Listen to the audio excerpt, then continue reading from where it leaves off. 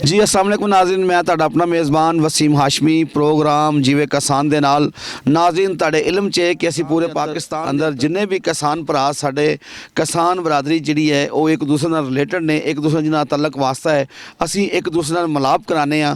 ते हुण असी इस वक्त मौजूद हैगे आ मलका हांस तो साहिवाल की तरफ जाइए एम इकबाल ताहर ज़रई इंडस्ट्री, जिथे कि तुहानूं असीं विखा सकने हैं कि मेरा कैमरामैन तुहानूं विखाएगा कि इत्थे बेहतरीन ट्रैक्टर ट्राली दे काम जिहड़े हो रहे हैं, हल कराए वगैरह जिहड़े बन रहे हैं, ये मेरा कैमरामैन तुहानूं दिखाएगा।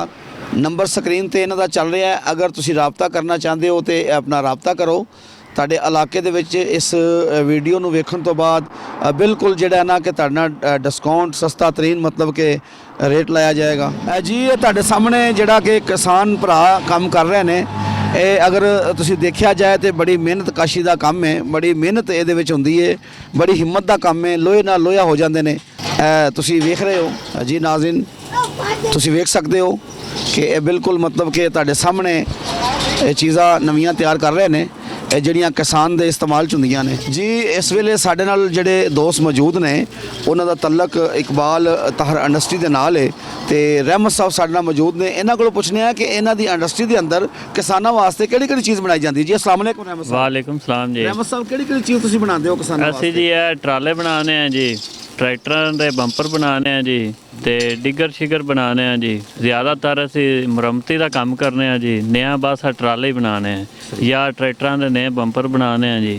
ਬਾਕੀ ਜ਼ਿਆਦਾ ਮੁਰੰਮਤ ਕਰਨੇ ਆ, ਪੁਰਾਣੇ ਯਾਨੀ ਕਿ ਟੁੱਟ ਭੱਜ ਜੋ ਹੁੰਦੀ ਉਹ ਅਸੀਂ ਕਰਨੇ ਆ ਜੀ। बस यही काम करने हैं जी। बहुत शुक्रिया। असी इस प्रोग्राम चलाने का मकसद ये है कि असी किसान की अहमियत बयान कर रहे हैं कि किसान साडे मुल्क पाकिस्तान नूं चलाने वास्ते मुआशत दे विच 75% जिहड़ा ना वो सपोर्ट करता है। इस हवाले नाल अगर वेख्या जाए तो गौरमेंट वालों इनू कोई रिलीफ नहीं हैगा, इहदे वास्ते कोई सबसिडी नहीं हैगी, तो इहदे तुसीं किसानां दी आवाज़ की बुलंद करना चाहते जे? ਗੌਰਮੈਂਟ ਨੂੰ ਇਹਨਾਂ ਨੂੰ ਤੋਹਫਾ ਦੇਣਾ ਚਾਹੀਦਾ, ਸਬਸਿਡੀ ਦੇਣੀ ਚਾਹੀਦੀ ਉਧਾਰਾਂ ਦੇ ਵਿੱਚ, ਟਰਾਲਿਆਂ ਦੇ ਵਿੱਚ, ਡਿਸਕਾਂ ਦੇ ਵਿੱਚ ਜੀ। ਇਹਦਾ ਤੇ ਗੌਰਮੈਂਟ ਦਾ ਕੋਈ ਇਹਦੇ ਨਾਲ ਤਾਮਨ ਨਹੀਂ ਹੈ, ਕੋਈ ਸਬਸਿਡੀ ਨਹੀਂ ਦਿੰਦੇ, ਕੋਈ ਲੇਜ਼ਰ ਕਿਰਾਏ ਵਗੈਰਾ ਨਹੀਂ ਦੇ ਰਹੇ।